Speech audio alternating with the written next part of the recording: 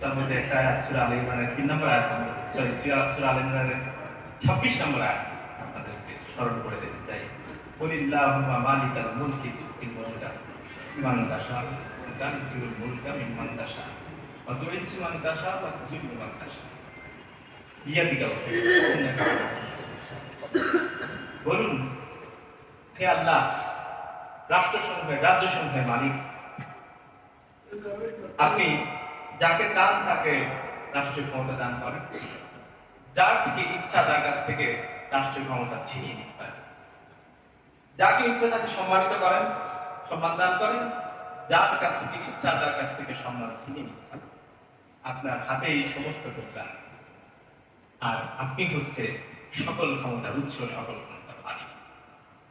আল্লাহ তাআলা একেবারে চাক্ষুষভাবে আমাদেরকে দেখালেন যে কিভাবে করে তিনি রাষ্ট্রীয় ক্ষমতা ছিনিয়ে